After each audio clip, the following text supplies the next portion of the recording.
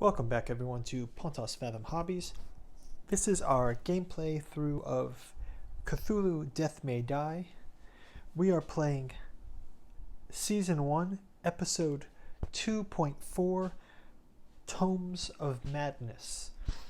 What we are doing here in Tomes of Madness is we're trying to stop the great old one Hastur from awakening. And we just wrapped up turn 3. We'll do a quick recap of turn 3 and the triumphs and perils of our two investigators, Elizabeth and Adam. And then we'll jump right into the action of turn 4. You know what time it is. You know the drill. The King in Yellow by Robert Chambers and prefaced by August Moldenhauer, and Lost Carcosa and the Yellow Sign, 2 volumes of Hastur-influenced madness from our Pontos Fathom Press page. You can see the introduction here to August Moldenhauer's King in Yellow talks about how Robert W. Chambers' book that include the repair of reparations and the Yellow Sign was a huge influence on Lovecraft, because it also has that Lovecraftian ambiguity. You know how Lovecraft tends to not show his monsters. Like, we all love The Thing, right? Because The Thing, the monster, is never quite seen. Here's a quick paragraph from Moldenhauer's intro. H.P. Lovecraft read The King in Yellow in early 1927 and included passing references to various things that take place in the book, such as the Lake of Holly, the Yellow Sign, and in the seminal Whisperer in Darkness, 1931, Lovecraft borrowed Chambers' method of only vaguely referring to supernatural events, entities, and places, thereby allowing his readers to imagine the horrors for themselves. The imaginary play The King in Yellow effectively became another piece of occult literature in the Cthulhu mythos, alongside the Necronomicon. So here we go. Check those links out in the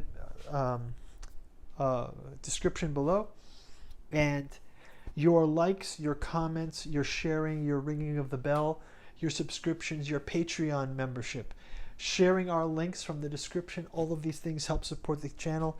We're not sponsored by any of these games, so would love to keep doing this for you guys, and would like to start a community here. So your feedback and your participation is greatly appreciated, so thank you for watching, and let's jump into the recap of turn 3, and then we'll jump right into turn 4. So in turn 3, had a lot happen last turn. Again, Elizabeth's second paranoia condition kicked off. You can see the monsters flocking toward her. But also, Adam had some great fighting of the chthonic entity with his marksman ability. So he was basically shooting down this dark hallway as the chthonic entity was in the next room. Was able to give it 5 damage out of the 8. So this is a great holding the monsters at bay. Very strategic by Adam. And let's jump into turn 4 now. So just calling out here, just to remember, Elizabeth has the strange ring. When attacking the chthonic entity, she gains a number of green dice equal to the number of insanity thresholds she has reached. So maybe she'll just gonna go right in and attack the chthonic entity. She also is a marksman.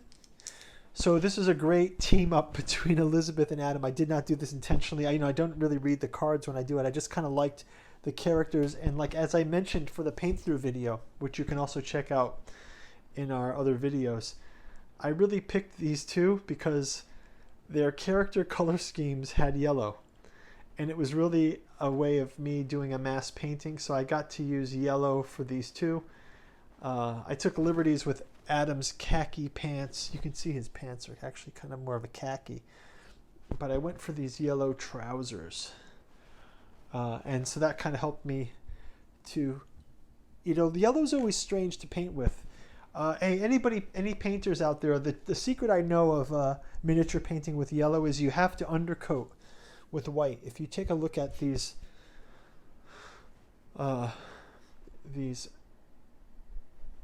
occultists of Hastur, or these Hastur disciples, There was the Zenithal Prime under these, but I ended up using a light yellow wash on top of some lighter paint, and then finally, after dry brushing, some really yellow mixed with white to get that yellow effect, so it really glows. And then obviously I did a brown wash to get the creases. But anyway, you can see more of our details for the painting in our painting video. Let's jump into turn 4. Elizabeth will start out her turn from the rules summary of the back of the rule book. She will do an attack. She will use a marksman attack. She will gain, not these 2 dice. Well, actually, she will gain 2 dice for the strange ring. And for the 2 insanity thresholds she's passed. Plus, she will gain 2 dice when attacking a monster not in her space. Here we go. Maybe I will roll these into this tray here to make it. Okay, so she gets 1, 2, 3, 4. She gets 4, 5. 1, 2, 3, 4, 5. No insanity. 5, 3, 4, 5, 6, 7, 8. She has killed this chthonic entity. So he moves back to the track, the reserve, and that was her first turn. On her second turn, let's have her attack. I just want to see how these guys attack. Yeah, I think she will also fire at the yellow, at the Hastur disciple. So again, this time she doesn't get the 2 dice for the chthonic attack, but she does get 2 dice for the marksman. She will roll these. She only needs 2. And she gets 2, but she gains an insanity. Should I have her reroll? She does get a free reroll, so let's just give her this 1 free reroll. And she doesn't get the insanity. This is nice. Okay, so she gets 2 attacks. Kills the disciple. That disciple is dead. I don't know if it's only the cultists or the disciples. Let me know in the rule. We'll just knock them down, and we'll be opportunistic about it. Let me know in the comments. Is it only the cultists? I mean, do we count the disciples of Hastur? I mean, technically they're cultists, right? So, I mean, is it just cultists proper? Okay, so while she's on a roll, she will do 1 more attack 1 space away. She will get her 2 attacks. She's only used 1 of her 2 additional rerolls, so she'll go after the last cultist, and then maybe Adam can go clean up. So she does get an insanity. She gets 1 more reroll. Let's reroll this insanity. So she still gets the insanity, but she gets the 2 hits. So this is great. So these are done. But she's used her 3 turns. She does not get to go and collect the additional sign.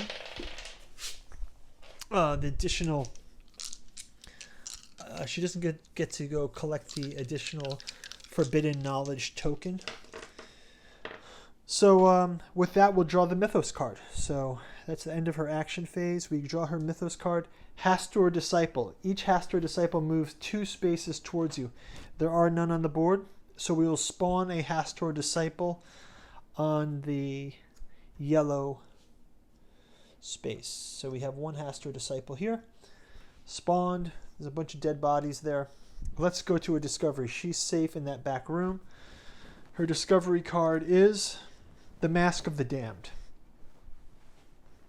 It is a mask with a haunting gaze.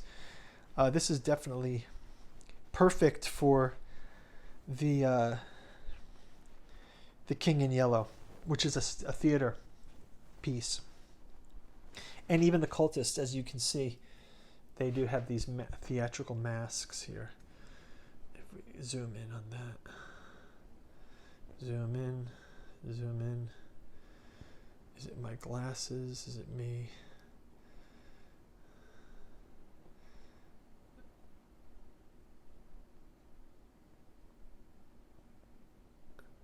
Yeah, there you go. Yeah, you can see that face now. one more time. Wow, yeah, you can see it right there. See that? Okay, so this mask theme is great. It fits in with Hastur and the madness of... So it says, you may take 3 stress to claim the burial mask. And the burial mask gives her, you may take 1 stress to move 1 enemy from your space to an adjacent space. Otherwise, she has to get the ancient spirit. Well, I think if it's 3 stress, she shall do it. 1, 2, 3, and she has gained the burial mask. Okay, she's gained 1 burial mask. She can shunt 1 health off to Julia, the grave robber, if she wants to, and then she loses that ability to gain 1 level of stealth. She can revert that once she's gone. Okay, so that is the end of the discovery phase for Elizabeth, and now we will resolve end of turn. There's only 2 effect cards in place. Resolve all revealed stages in order. So there's a revealed stage here.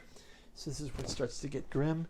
It says when you gain a yellow sign token, summon 1 Hastur disciple at the nearest gate and 1 cultist at the other gates. So we still have cultist bodies here, so we will not spawn any of them. We don't have any other cultists to spawn. So we will just spawn him at the nearest gate, which is here. And that is the end of Elizabeth's turn. Let's move on to Adam's turn. So again, Adam is able to attack from a distance as well. He only has 3 dice. He doesn't have all of this. You may discard this card before you are attacked. Discard this card to heal 2 wounds and all your stress.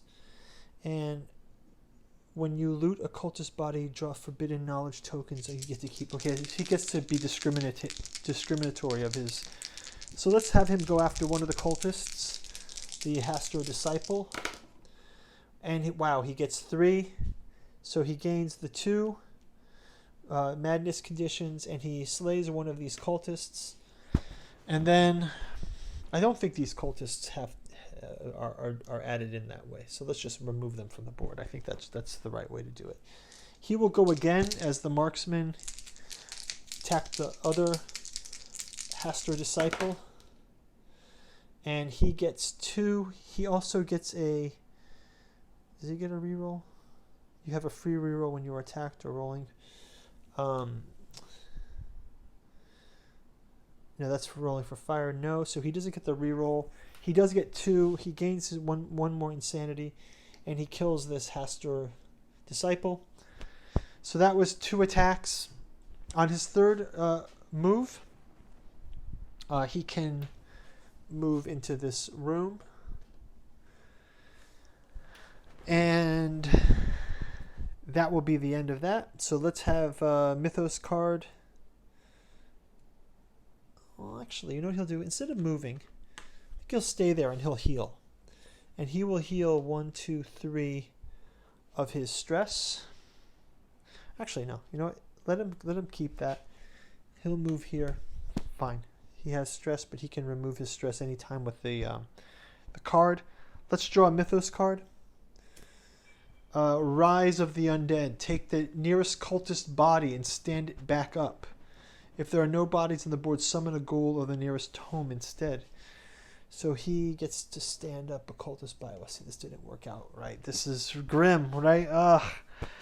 So now he doesn't get a discovery card. If there's an enemy in your space, they have to attack. So the cultist attacks with 2 green dice. This is the Mythos cards coming. It does have, you have 1 free reroll when attacked.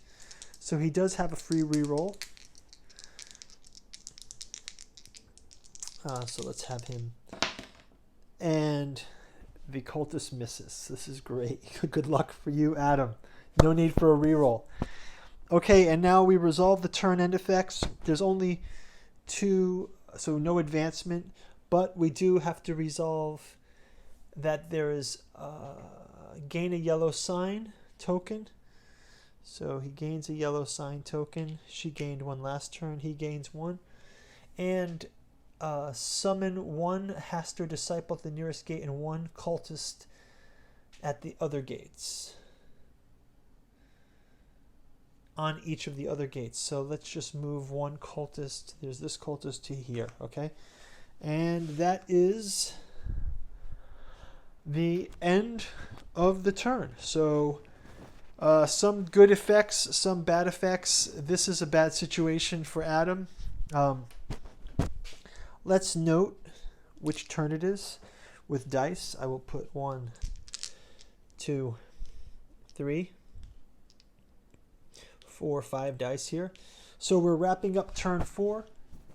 Thank you guys for watching, and we'll see you on turn 5. If you click over here, we can continue the game of Cthulhu Death May Die, Tomes of Madness. See you on turn 5. Bye-bye.